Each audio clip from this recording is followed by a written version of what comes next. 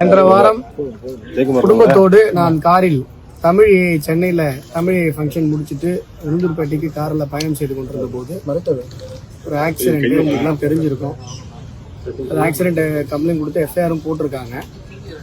அதில் அதற்கு பிறகாக நாங்கள் விசாரித்ததில் நாங்கள் யோசிச்சு பார்த்ததுல அதில் திட்டமிட்ட தாக்குதலா அப்படிங்கிற ஒரு சந்தேகம் எழுகிறது.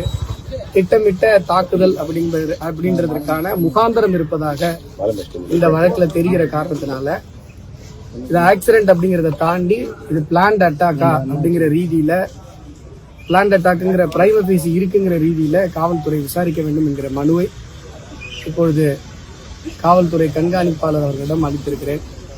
அவரும் இது தொடர்பாக நீங்க எல்லாம் டீட்டெயிலாக ஃபுல்லாக கொடுத்துருக்கீங்க, நான் இது தொடர்பாக விசாரிக்க சொல்றேன் அப்படின்னு சொல்லி உறுதியளித்திருக்கிறார். ஜானகிபுரம் பிரிட்ஜில் அந்த நேஷனல் டிரான்ஸ்போர்ட் பஸ் லெஃப்ட் லேண்ட்ல போயிட்டு இருக்கு. டிரைவர் ரைட் லேண்ட்ல போயிட்டு இருக்காரு. ஹை பீம் போட்டு ஹார்ன் அடிச்சு சைடு கேட்கிறாரு, அவங்களும் சைடு கொடுத்துட்றாங்க. இவர் முன்னேற ஆரம்பித்த உடனே லெஃப்ட்ல இருந்து ரைட்டுக்கு உடனடியாக அந்த பஸ் டர்ன் ஆகி பிரேக் போடும். அதனாலதான் அந்த பஸ்ஸுக்கு பின்னாடி போய் நம்ம டிரைவர் முட்ட வேண்டிய ஒரு சூழ்நிலை. ஆனா என்ன அதுல இன்னும் கூட எங்களுக்கு விசித்திரமா இருக்குன்னா, அந்த நேரத்துல ஒரு விபத்து நடந்து ஒரு 2 நிமிஷத்துக்குள்ளாகவே மேலும் 2 நேஷனல் டிரான்ஸ்போர்ட் பஸ்ஸுகள் அந்த ஸ்பாட்டுக்கு வருது. எங்களுடன் மோதி அந்த பஸ்ஸுக்கு முன்பு ஒரு பஸ், பின்னாடி ஒரு பஸ் நிற்கிது. 3 பஸ் ஒரே நேரத்தில் 2 மினிட்ஸ்ல கிராஸ் ஆகிற அளவுக்கு அந்த டிரான்ஸ்போர்ட்டுடைய ஃப்ரீக்வன்சி கிடையாது. நாங்கள் டேட்டாலாம் எடுத்துட்டேன், எல்லா டேட்டாவும் இருக்கு.